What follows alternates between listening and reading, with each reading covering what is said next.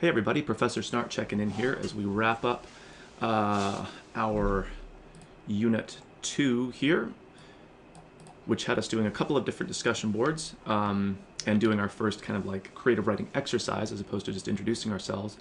And then we move towards, or into Unit 3, due next Thursday, that introduces us to a few different, I guess, aspects of creative writing in the reading that we do, but then has us working with one of the most kind of fundamental foundational tools in our toolbox as a writer, the metaphor and analogy as a figure of speech or simile we throw in there too.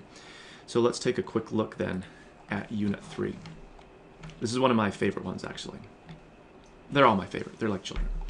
Okay, so we begin with the reading assignment from our textbook, again just providing you with some ideas to think about, some strategies to use, that kind of thing. Again, hopefully you found that the reading from the book is, even if the page length looks kind of intimidating, it really reads quite quickly.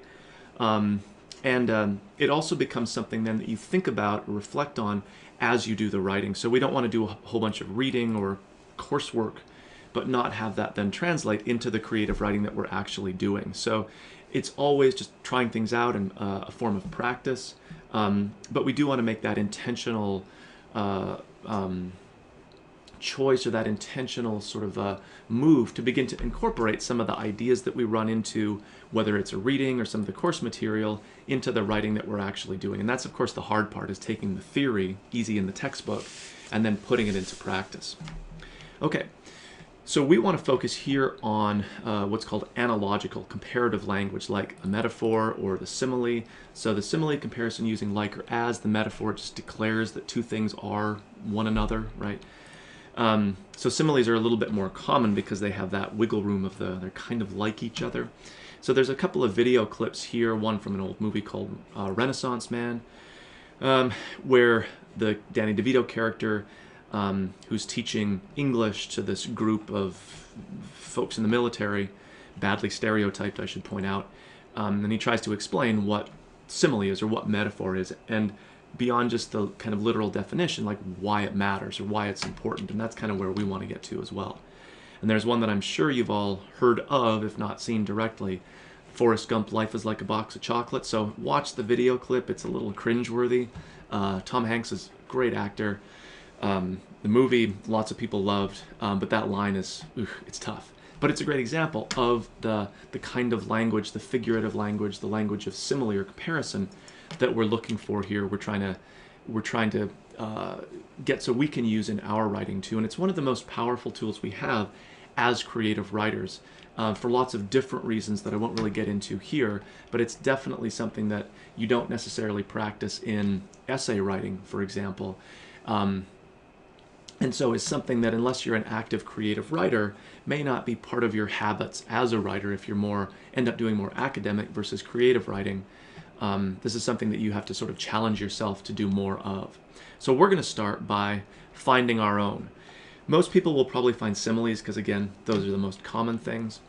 And I want you to find one that you're, if not like familiar with, then at least is in something that you're actively reading or listening to or watching outside of this assignment. So in other words, the worst thing to do, and if I get a sense that this is what's happened, I will kind of call you on it, is just to Google like similes in literature or some phrase like that.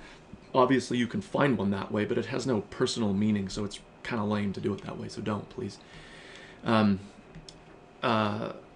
So I guess the other thing is that, again, time management. You have to give yourself time to be able to find these, to be on the lookout for them. So if you have a book that you're reading, that's great. If you see movies or watch TV shows or whatever, listening to music, all of these can be sources for comparative language. In fact, you might find that once you start looking for them, they're everywhere in that kind of stuff. Okay. So what we're going to do is look for that comparative language, and then we're sort of going to work with it. We're going to take it apart a little bit to see how it functions. We're going to use this formula. And this should work for most examples, some not quite, but like I say here, if yours doesn't fit the formula, then you may have found some interesting figurative language, but not the kind that we actually need, not an actual simile. So usually what we're going to get is the comparison of an abstract thing, a big thing that's hard to think about or hard to talk about, it's hard to like visualize, is going to be compared to a much more concrete thing, something that we could hold in our hand, is sort of everyday, is imaginable, right? It's more close to us. And so that gives us a way, that concrete thing, the qualities of that thing give us a way to think more specifically or more deeply about the abstract thing. So that's one of the reasons that this kind of language is so powerful, is because it lets us talk about big abstract ideas, but in very common terms. So again, let's go back to our example here. Life, that's about as big and abstract as they get, is like a box of chocolates. A much more mundane, everyday thing that you can and have maybe held in your hands and can visualize. And so then, of course, in the clip, what he does is sort of explain how that comparison works, right? So we gain insight on the big abstract idea, life or whatever it is, through this much more sort of like tangible, manageable kind of thing. So when you find an interesting simile, put it into this formula to see how it works. And again, I kind of walk us through it here. So make sure that you do the formula, right? Don't just post what the simile is and go off and talk about it or ramble. Make sure you have the actual formula. That's kind of what I'm looking for here. And then you do want to explain it a bit, give us the context maybe for how it's working, explain the comparison, explain maybe how the concrete thing allows us to think more specifically or more deeply or more, whatever about the abstract thing. So do a little bit of analysis of how the thing works in context. But again, it's really important. It makes it much more valuable that you find one that's sort of, I don't know how to phrase it, like naturally occurring in the stuff that you're either reading or watching, or is just part of your everyday life. So if you just Google it, well, okay, hooray, you can use Google.